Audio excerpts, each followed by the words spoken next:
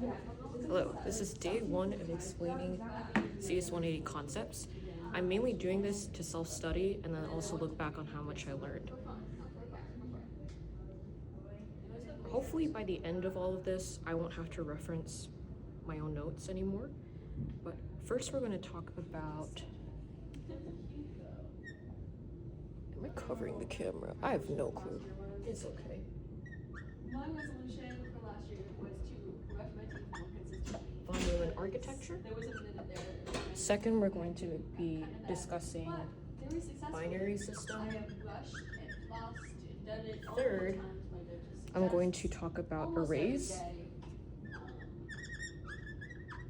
There are days where Fourth, I'm going to talk about strings. There's been, like a handful of days where I forget because Fifth, extends I've been versus very the good. implements So, I'm proud of myself. keyword. Coming to college made that a lot better for me, thankfully. Yes, I And then, at college. I don't know why, but I liked the bucket, so let's see, instance methods.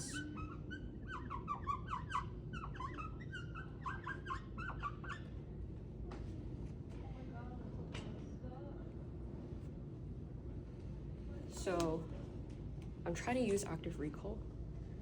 If we go to our first key point, which is von Neumann architecture, the three main components of a computer are, number one, you have your input-output system. Those could be things like your keyboard, your mouse, your USB, etc. Then you have a bus that connects to your CPU, which is your core processing unit. I hope I'm saying that right. And then you have bus connects to your memory. it's one of those I got several red objects for Christmas. Let me make sure that I'm not saying nonsense. A red microwave, a red phone, a red this, I have sheets. Okay, well, I'll come back to this. But information flows both ways. I need to walk the fuck. I need to commit to this. So we covered von Neumann architecture. Second step, we're going to cover binary system. So let's say I have a number like 87 and I want to convert that into binary. The way the binary system works, if I'll draw it out, is like, let's say I have like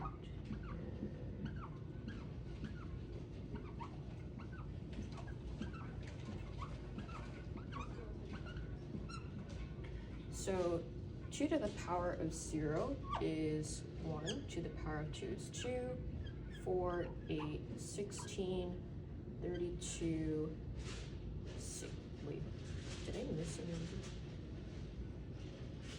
Hold on a minute. 32, okay, 64. I feel like I'm tweaking. Give me a second. 1, 2, 4, 8, 16, 32, 6, whatever, and then 128. Okay.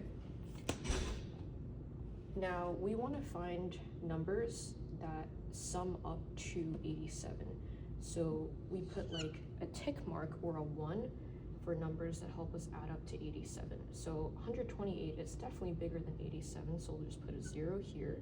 64 can go into 87, and then 64 plus 32 is going to give us 96. So we would just put a 0 there.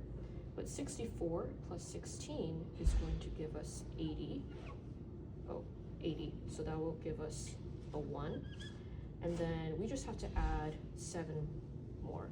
So 4 plus 2 plus 1 is 7. So 1, 1, 1, 0. So now 87 converted to binary becomes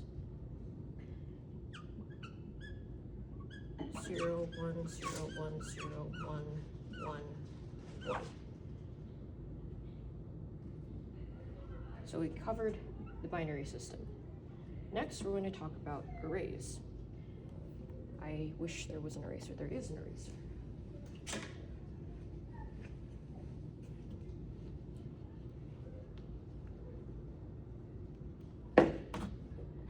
So arrays have some interesting properties. One, they are homogeneous, meaning that they can only store one type of data. You can't mix in letters and numbers together. So you either have letters, you either have numbers. Now the formal names for these things might be like characters, integers, strings, etc. Number two, arrays are random access. This means, let's say I think about an array like a box, kind of like a jewelry box or a pill box, and it stores things in here. So let's say I have the number 3 that gets placed inside this array, the number 2, the number 1, the number 100, and this lives at index 0, index 1, index 2, index 3. So 0 is the name of the box versus 3 is the item or the object itself that is stored inside that coordinate of the array. Now, if I wanted to access whatever is stored inside 1, whether or not I access that doesn't affect my ability to access the item stored at index 0, the item stored at index 2, or the item stored at index 3. Versus something like a linked list is not random access, because in order to get to this element, you have to traverse through all of these. So linked lists are not random access, arrays are random access. And then the third part about arrays is that they are not dynamic. What is the opposite of dynamic? Once you, wait, no, are they dynamic? Give me a second. So, I need to come back to that. Arrays are not strings. Okay, let's see. Okay, yeah. Arrays are not dynamic. They are a fixed size. So once you initialize an array, then let's say I made an array with 4 spaces, so 1, 2, 3 indices. And also a cool thing is the reason why the indexing system starts at 0, this can be confusing for beginners, is because this is really counting how far away you are from the initial index. So this specific index is 1 index away. This specific index is 2 index away from the start. That's why I use a 0 indexing system. So let's say I created this array and I'm storing some words and I want to spell the word waffles, but then, I ran out of space. If I wanted to create an array that stores characters that will spell out the word waffles, then I would have to initialize an entirely new array. So arrays are not dynamic.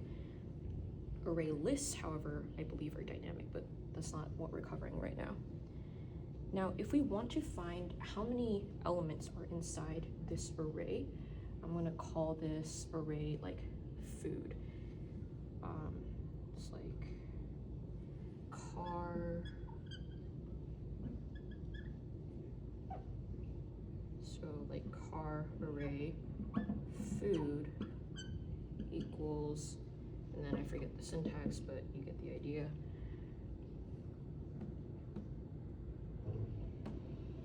If I wanted to find how many elements are in here, I can use something called .length.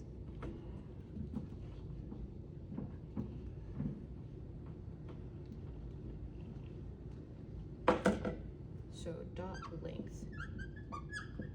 This is not the same thing as the .length method that is used for strings. I don't have a complete explanation of this.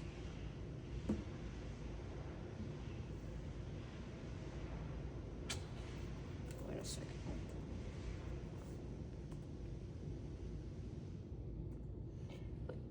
I would know on an exam how to differentiate this, but now that I'm trying to explain it, I realize I have an incomplete understanding of why .length is used to find like properties versus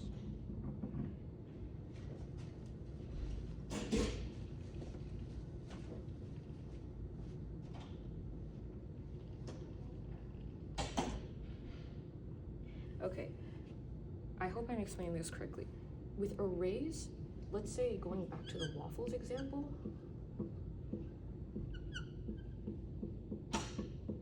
so even though I can't change the size of the array to accommodate more characters or reduce the size of the array, what I can do is I can say, hey, go to index 0 and change whatever is there into an O.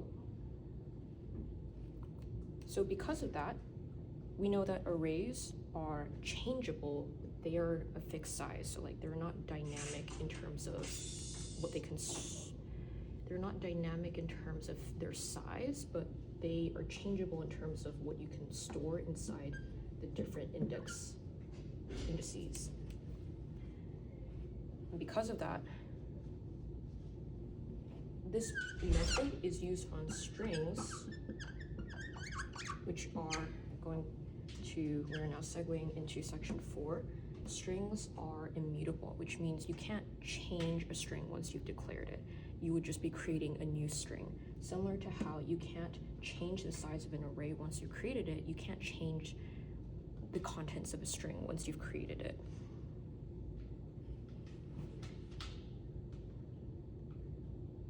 Okay, now we're going to move on to extends versus implements.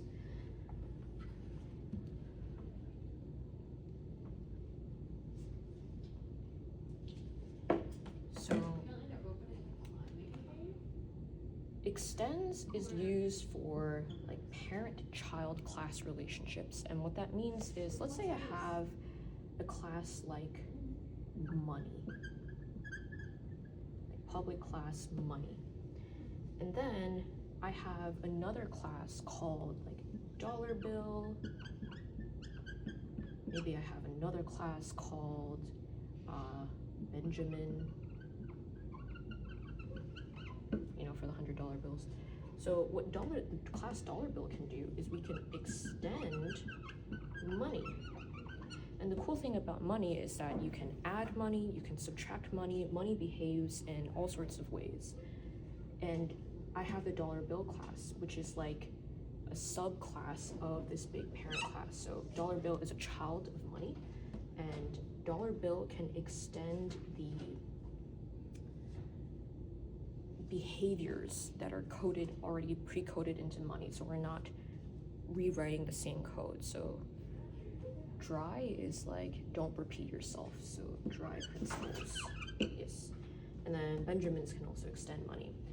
A key thing to note is, although a class can only extend one other class at a time, with implementation you can extend multiple interfaces. What an interface is it's like a contract defining what methods need to be created in a class. However, it doesn't contain the logic. The logic is created in the actual class file. And then, last but not least, let's talk about instance methods. So instance methods are applied to an object that is an instance of a class. What does that even mean? Let's say I have a class called student, and this class defines certain attributes that a student can have, like their GPA, their grade, and maybe like some extracurriculars that they're taking on. Let's say we have a constructor that has like these parameters. Now, let's say I have two students, Bill and, I don't know what's the name, Alex. Bill and Alex are like specific examples of this broad general class student. So they are instances, objects, like individual objects that are instances of the class student. Now, let's say I have a method like get GPA. What I can do is I can do bill.get GPA, and that'll spit out, let's say, something like 4.0, versus Alex get GPA, and that spits out something like 3.9. So this is an example of an instance method. It is a method that is applied to something that is a very specific example of a broader class. Now, going back to von Neumann architecture, let me make sure that I did that properly.